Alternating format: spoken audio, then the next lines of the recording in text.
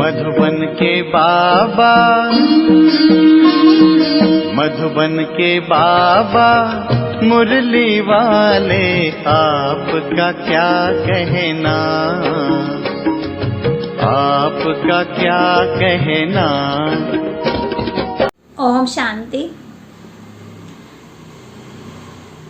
कहते अव्यक्त बाप दादा के महावाक्य। बाबा ने कहा, श्रेष्ठ तकदीर की तस्वीर बनाने की युक्ति। आज तकदीर बनाने वाले बाप दादा सभी बच्चों को बच्चों की श्रेष्ठ तकदीर की तस्वीर देख रहे हैं। तकदीरवान सभी बने हैं, लेकिन हर एक की तकदीर की तस्वीर की झलक अपनी अपनी है। जैसे कोई भी तस्वीर बनाने वाले तस्वीर बनाते हैं तो कोई तस्वीर हजारों की रुपये के दाम में अमूल्य होती है और कोई सस्ती भी होती है ना, साधारण भी होती है। कोई साधारण भी होती। यहाँ बाप दादा द्वारा मिले हुए भाग्य को, तकदीर को तस्वीर में लाना अर्थात प्रैक्टिकल जीवन में लाना है। इसमें अंतर हो जाता है। तकदीर बनाने वाले ने एक ही समय और एक ही सभी को तकदीर बांटी, लेकिन तकदीर को तस्वीर में लाने वाली हर आत्मा भिन्न भिन्न होने के कारण जो तस्वीर बनाई है उसमें नंबरवार दिखाई दे रहे हैं। कोई भी तस्वीर की विशेषता नैन और मुस्कुराहट होती है। इन दो विशेषताओं से तस्वीर का मूल्य होता है। कहते तो यहाँ भी तकदीर के तस्वीर की यही दो विशेषताएं हैं। नैन अर्थात रूहानी, विश्व कल्याणकारी, रहमदिल, परोपकारी दृष्टि। अगर दृष्टि में ये विशेषता है तो भाग्य की तस्वीर श्रेष्ठ है। मूल बात है दृष्टि और मुस्कुराहट, चेहरे की चमक। ये है सदा संतुष्ट रहने की और संतुष्टता और प्रसन्नता की झलक। इसी विशेषताओं से सदा चेहरे पर रूहानी चमक आती है, रूहानी मुस्कान अनुभव होती है। ये दो विशेषताएं ही तस्वीर का मूल्य बढ़ा देती है। तो आज यही देख रहे थे, तकदीर की तस्वीर तो सभी ने बनाई है। तस्वीर बनाने की कलम बाप ने सबको दी है। ये कलम है श्रेष्ठ स्मृति, श्रेष्ठ कर्मों का ज्ञान। श्रेष्ठ कर्म और श्रेष्ठ संकल्प अर्थात स्मृति, इस ज्ञान की कलम द्वारा हर आत्मा अपने तकदीर की तस्वीर बना रही है और बना भी ली है। कहती तस्वीर तो बन गई है, नैन चैन भी बन गए। अब लास्ट टचिंग है संपूर्णता की। बासमान बनने की डबल विदेशी चित्र बनाना ज़्यादा पसंद करते हैं। तो बाप दादा भी आज सभी की तस्वीर देख रहे हैं। हर एक अपनी तस्वीर देख सकते हैं कि कहाँ तक तस्वीर मूल्यवान बनी है। सदा अपनी इस रूहानी तस्वीर को देख इसमें संपूर्णता लाते रहो। विश्व की आत्मा से तो श्रेष्ठ भाग्यवान कोटों में कोई, कोई में भी कोई अमूल्य व श्रेष्ठ भाग्यवान तो हो ही, लेकिन एक है श्रेष्ठ और दूसरे हैं श्रेष्ठ से श्रेष्ठ। तो श्रेष्ठ बनने हैं वह श्रेष्ठ से श्रेष्ठ बने हैं, ये चेक करना है। क्या चेक करना है? अच्छा, अब डबल विदेशी रेस करेंगे ना। आगे नंबर लेना है, वह आगे वालों को देख खुश होना है। देख देख खुश होना भी है, आवश्यक है, लेकिन स्वयं पीछे होकर नहीं देखो, साथ साथ होते दूसरों को भी देख हर्षित हो चलो। स्वयं भी आगे बढ़ो और पीछे वालों को भी आगे बढ़ाओ। इसी को कहते हैं परोपकारी। ये परोपकारी बनना इसकी विशेषता है। स्वार्थ भाव से सदा मुक्त रहना। तो वहां कहते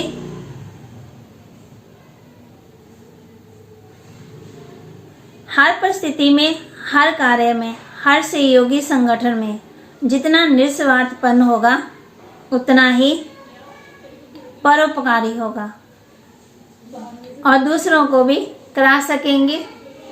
जैसे ब्रह्मा बाप को देखा लास्ट समय की स्थिति में उपराम और परोपकारी उपकार, ये विशेषता सदा देखी। स्वयं के प्रति कुछ भी स्वीकार नहीं किया, ना महिमा स्वीकार की, ना वस्तु स्वीकार की, ना रहने का स्थान स्वीकार किया। स्थूल और सूक्ष्म सदा पहले बच्चे, इसको कहते हैं परोपकारी। यही है संपन्नता की, संपूर्णता की निशानी। समझा? मुरलियां तो बहुत सुनी, अब मुरलीधर बन सदा नाचते और नचाते रहना। मुरली के सांप के विष को भी समाप्त कर लेते तो ऐसा मुरलीधर हो जो किसी का कितना भी कड़वा संस्कार हो, स्वभाव हो, उसको भी वश कर दे, अर्थात उससे मुक्त कर नचा दे, हर्षित बना दे। अभी ये रिजल्ट देखेंगे कि कौन कौन ऐसे योग्य मुरलीधर बनते हैं। मुरली से भी प्यार है, मुरलीधर से भी प्यार है, लेकिन प्यार का सबूत है जो मुरलीधर की हर बच्चे प्रति शुभ आशा है, वह प्रैक्टिकल में दिखाना है। प्यार की निशानी है कि जो कहा वह करके दिखाना। ऐसे मास्टर मुरलीधर होना, बनना ही है। अब नहीं बनेंगे तो कब बनेंगे? करेंगे, ये ख्याल नहीं करो, करना ही है। हर एक यही सोचे कि हम नहीं करेंगे तो कौन करेगा। हमको करना ही है, बनना ही है। क्लब की बाजी जीतनी ही है, पूरे क्लब की बात है तो फर्स्ट डिवीजन में आना है, ये दृढ़ता धारण करनी है। कोई नई बात कर रहे हो क्या? कितनी बार हुई पड़ी? तो सिर्फ लकीर के ऊपर लकीर खींच रहे हो। ड्रामा की लकीर खींची हुई है ना, नई लकीर भी नहीं लगा रहे हो। जो सोचो कि पता नहीं सीधी होगी, वह नहीं होगी। कलब की बनी हुई प्रारब्ध को सिर बनाते हो, क्योंकि कर्मों का फल का हिसाब है। बाकी नई बात क्या है? ये तो पुरानी है, पुरानी है ना, तो आगते हुई पड़ी है। ये है अटल निश्चय। कि मेरी विजय सदा हुई पड़ी है, इसको दृढ़ता कहते हैं। इसको तपस्वी मूर्त कहते हैं। हर संकल्प में दृढ़ता माना तपस्या। अच्छा, बाप दादा हाईएस्ट होस्ट भी है और गोल्डन गेस्ट भी है। होस्ट बनकर मिलते, गेस्ट बनकर आते, लेकिन गोल्डन गेस्ट है ना, चमकीला है ना। गेस्ट तो बहुत देखे लेकिन गोल्डन गेस्ट नहीं देखा। जैसे चीफ गेस्ट को बुलाते हो ना तो वह थैंक्स देते हैं, तो ब्रह्मा बाप ने भी होस्ट बनकर इशारे दिए और गेस्ट बन सबको मुबारक दे रहे हैं। जिन्होंने पूरी सीजन में सेवा की उन सबको गोल्डन गेस्ट के रूप में बधाई दे रहे हैं। सबसे पहली मुबारक किसकी? निमत दादियों को। बाप दादा निर्विघ्न सेवा के समाप्ति की मुबारकबाद दे रहे हैं।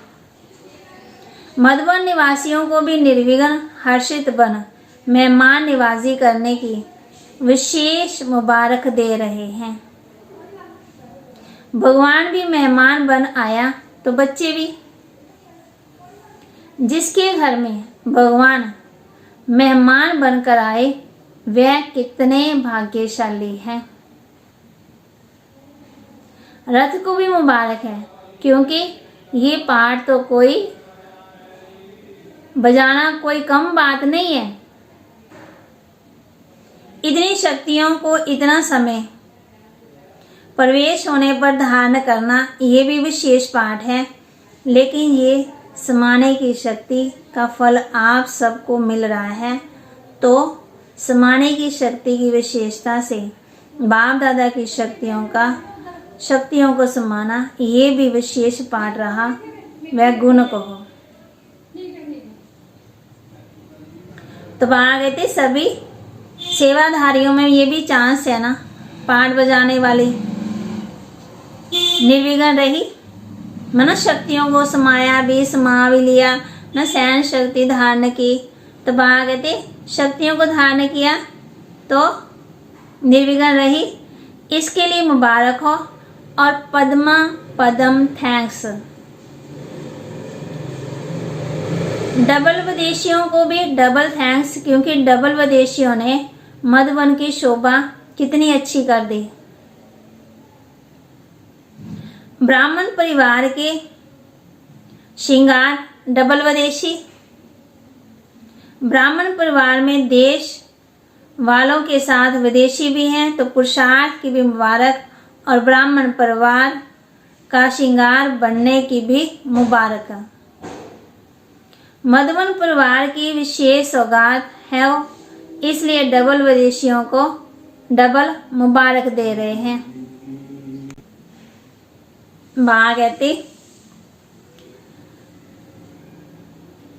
डबल विदेशियों को मुबारक दे रहे हैं।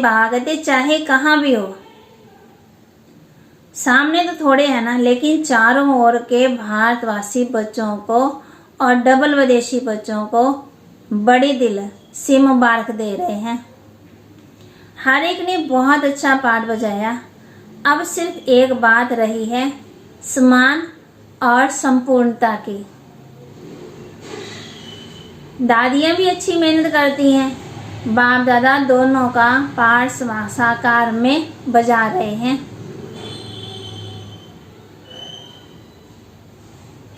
ना, इसलिए बाप दादा दिल से स्नेह के साथ मुबारक देते हैं। सब ने बहुत अच्छा पाठ बजाया। ऑलराउंडर सब सेवादारी, चाहे छोटी सी साधारण सेवा, लेकिन वह भी महान है। हर एक ने अपना भी जमा किया और पुण्य भी किया। सभी देश विदेश के बच्चों के पहुंचने की विशेषता मुबारक योग्य है। सब महारथियों ने मिलकर के सेवा का श्रेष्ठ संकल्प प्रैक्टिकल में लाया और लाते रहेंगे। सेवा में जो निमत है उन्हों को भी तकलीफ नहीं देनी चाहिए। अपने अलबेलेपन से किसी को मेहनत नहीं करानी चाहिए। अपनी वस्तुओं को संभालना ये भी नॉलेज है। याद है ना, ब्रह्मा बाप क्या कहते थे, रुमाल खोया तो कभी खुद को भी खो देगा। तो बाबा कहते हर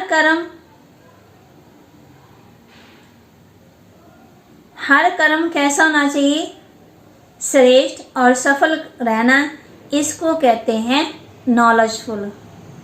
शरीर की भी नॉलेज, आत्मा की भी नॉलेज, दोनों नॉलेज हर कर्म में चाहिए। शरीर के बीमारी की भी नॉलेज चाहिए। मेरा शरीर किस विधि से ठीक चल सकता है, ऐसे नहीं कि आत्मा तो शक्तिशाली है।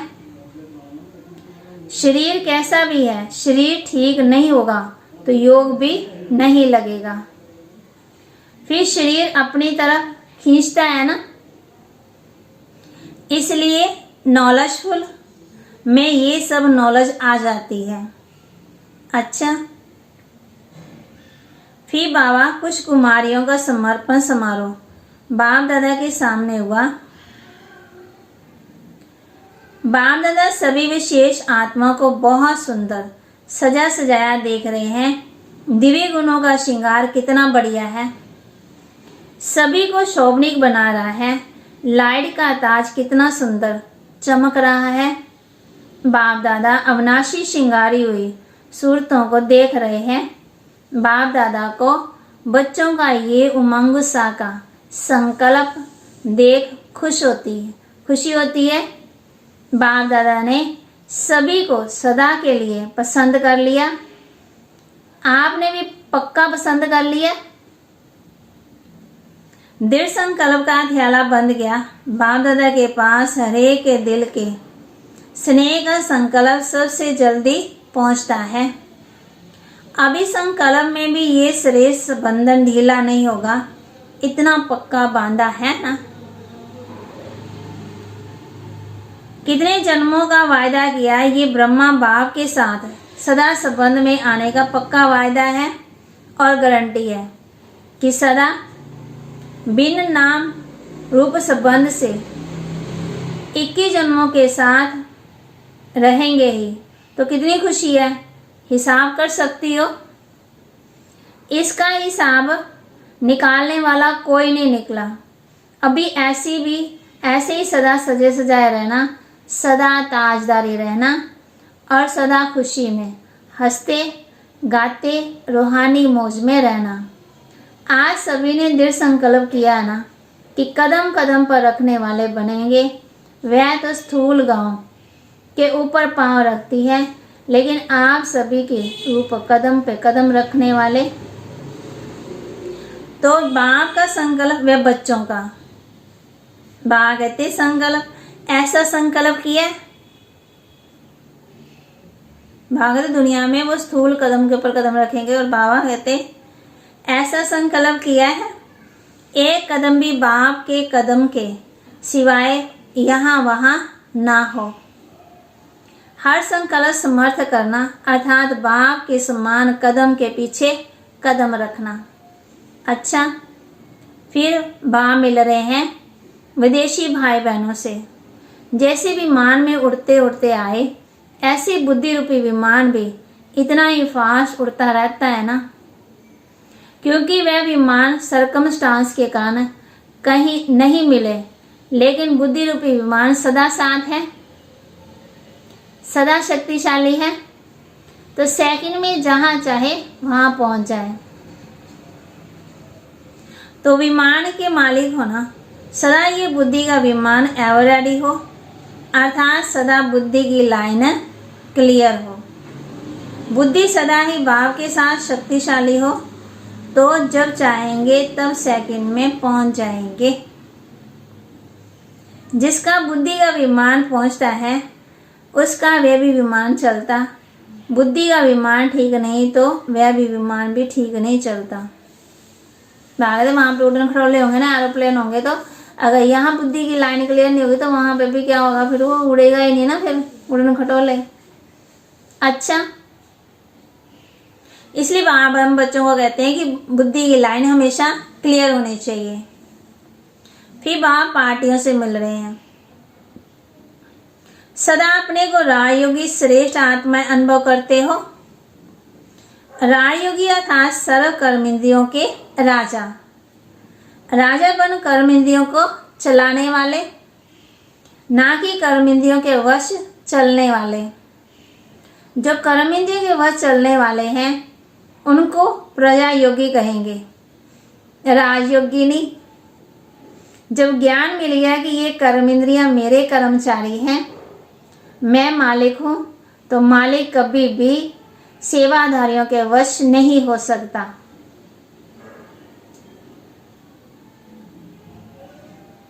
कितना भी कोई प्रयत्न करे, लेकिन राजयोगी आत्माएं सदा श्रेष्ठ रहेंगी। सदा राज्य करने के संस्कार अभी राजयोगी जीवन में भरने हैं। कौन से संस्कार? राज्य करने के। कुछ भी हो जाए, ये टाइटल अपना सदा याद रखना कि मैं राजयोगी हूं। सर्वशक्तिवान का बल भरोसा है तो सफलता अधिकार के रूप में मिल जाती है।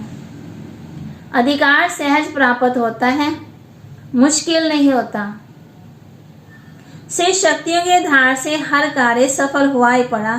सदा होकर रहे कि मैं दिल तक नशीन आत्मा हूं। बाबा कहते ये नशा अनेक फिकीरों से फारग करा देता। होकर नहीं तो फिक्र भी ही फिक्र है, तो सदा होकर में रहे। वरदानी बन, वरदान बांटते चलो। बाबा कहते सदा नशे में रहो और क्या करो, दूसरों को भी नशा चढ़ाते जाओ। स्वयं भगवान स्वयं संपन्न बन, औरों को संपन्न बनाना है। औरों को बनाना अर्थात स्वर्ग के सीट का सर्टिफिकेट देते हो। कागज का सर्टिफिकेट नहीं, अधिकार का। अच्छा, हर कदम में पद्मों की कमाई जमा करने वाले अखुट खजाने के मालिक बन गए। ऐसी खुशी का अनुभव करते हो, क्योंकि आजकल की दुनिया है ही धोखेबाज। धोखेबाज दुनिया से किनारा कर लिया।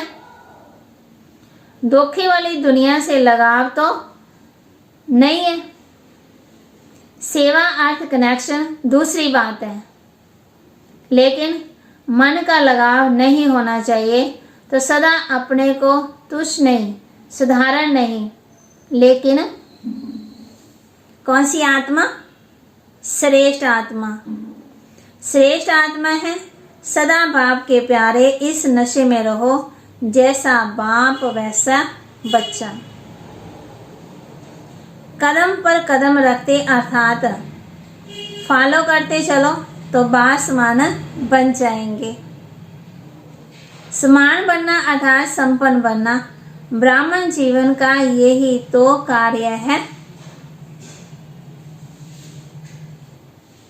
सदा अपने को बाप के रूहानी बगीचे के रूहानी गुलाब समझते हो। सबसे खुशबू वाला पुष्प कौन सा होता है? गुलाब होता है ना। तो बाबा कहते गुलाब का जल कितने कार्यों में लगाते हैं। रंग रूप में भी गुलाब सर्वप्रिय है ना। तो आप सभी रूहानी गुलाब हो। आपकी रूहानी खुशबू औरों को भी स्वतः आकर्षण करती है। कहाँ भी कोई खुशबू की चीज होती है तो सबका अटेंशन स्वतः ही जाता है ना कि खुशबू कहाँ से आ रही है। तो आप रूहानी गुलाबों की खुशबू विश्व को आकर्षित करने वाली है ना, क्योंकि विश्व को इस रूहानी खुशबू की आवश्यकता है। इसलिए सदा स्मृति में रहे कि मैं अविनाशी बगीचे का अविनाशी गुलाब हूँ। कभी मुरझाने वाला नहीं, सदा खिला हुआ। ऐसे खिले हुए रूहानी गुलाब सदा सेवा में सदा ही नियमित बन जाते हैं। याद की, शक्तियों की, गुणों की ये सब खुशबू सबको देते रहो। स्वयं बाप ने आकर के आप फूलों को तैयार किया है तो कितने सिकिलदे हो गए। तो भागते आप मेरे बच्चे को ना सिकिलदे हो ना। अच्छा, रूहानी बच्चों की, रूहानी बाप दादा को नमस्ते, ओम शांति। वरदान दे रहे बाबा हम बच्चों को न्यारे और प्यारे बनने का राज जानकर राजी रहने वाले राजयुक्त भाव। जो बच्चे प्रवृत्ति में रहते न्यारे और प्यारे बनने का राज जानते हैं, वह सदा स्वयं से राजी रहते और प्रकृति को भी राजी रखते। साथ साथ सच्चे दिल होने के कारण साहब को भी सदा उन पर राजी रहता है ना। ऐसे राजी रहने वाले राजयुक्त बच्चों को अपने प्रति व अन्य किसी के प्रति किसी को काजी बनाने की जरूरत नहीं रहती, क्योंकि वह अपना